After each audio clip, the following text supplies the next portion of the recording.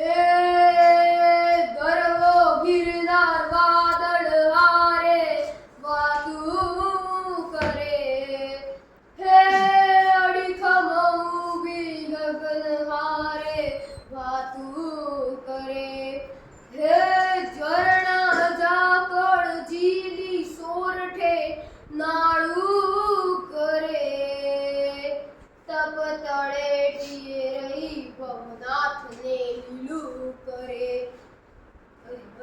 ચો તરફ લહેરી જૂનાગઢને વહાલું કરે, હે ગરવો ગિરનાર વાદળ હારે વાતું કરે। આ ગિરનારની ભૂમિ છે જ્યાં પથ્થરોમાં હિંમત અને દીકરીઓમાં સિંહ જેવું કાળજું છે। આજે મારે વાત કરવી છે સૌરાષ્ટ્રની રસધારની એક સત્ય ઘટના જે સાંભળીને તમારી છાતી ગજગજ ફૂલશે। આ વાર્તા છે ઝવેરચંદ મેઘાણીએ લખેલી ગીરના જંગલની 14 વર્ષની દીકરી હીરબાઈની। એક વખત કાગબાપુ અને ઝવેરચંદ મેઘાણી લોક સાહિત્યની શોધમાં ગીરના જંગલમાં ચાલ્યા જતા હોય અને તુલસી શ્યામ પાસેના નેડામાં ચારણ મળી જાય અને એને પૂછે, બાપુ પાણી પાશો? જુઓ તો ખરા આપણા કાઠિયાવાડની મહેમાન ગતિ, આવકારોથી ઉજળો અને મદથી મીઠા જેના મન, ઈ નર ભલે તે નિર્ધન હોય તો એ કુબેરથી ભલો છે।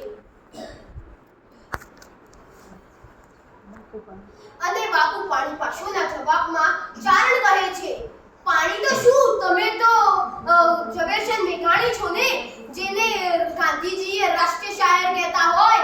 અને કાગબાપુ તમે મારા આંગણે આવ્યા છો, જમ્યા વગર જાઓ તો મારા ગળીને હમશે અને પ્રેમથી જમવા અંદર લઈ આવે। અને એ બાપાની 14 વર્ષની ચારણની દીકરી, નામ એનું હીરબાઈ, રૂપના અંબાર જેવી દીકરી, અને એના ચારણ બાપા કહે, જો તો ખરી દીકરી, આપણા ઘરે મહેમાન આવ્યા, આપણા ઘરે મહેમાન આવ્યા। હીરબાઈ કહે, આપણા ઘરે મહેમાન આવ્યા। રૂપના અંબાર જેવી દીકરી ગાડાના પૈડા જેવા રોટલા બનાવે, ઉપર ઘી માખણનો લોંદો મૂકે અને પાહે ડુંગળીનો દળો અને પાહે લહણની ચટણી હોય અને હાથમાં દૂધનું કોગેણું ભરીને જાય અને કહે, મારા ઘરે મહેમાન આવ્યા, મારા ઘરે મહેમાન આવ્યા। ઝવેરચંદ મેઘાણી અને કાગબાપુ જમવાનું શરૂ કરે છે।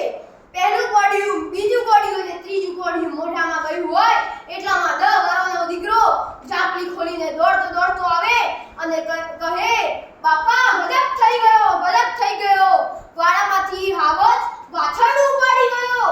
શું વાછરડું ઉપાડી ગયો? મેઘાણી તો વાણિયાનો દીકરો, પણ ચારણના મોઢા પરથી એકે રેખા ન ફરે। હીરબાઈ દૂધનું કોગેણું નીચે મૂકે અને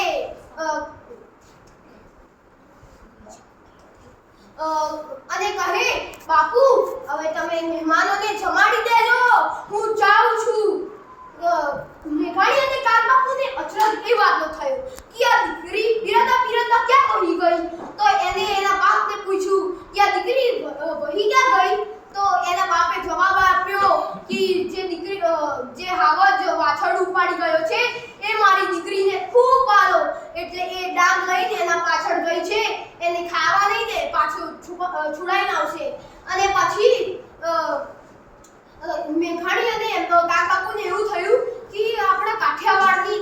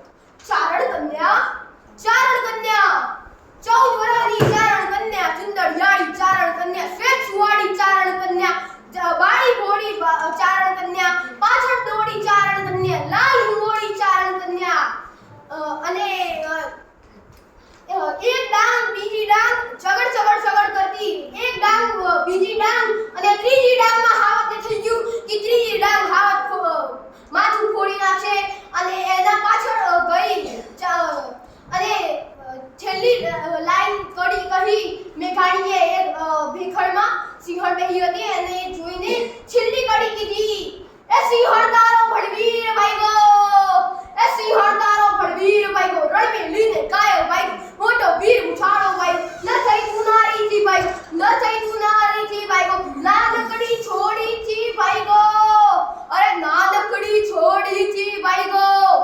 ધન્ય છે ગીરની ધરાને અને ધન્ય છે ચારણ કન્યાનું ખેડ.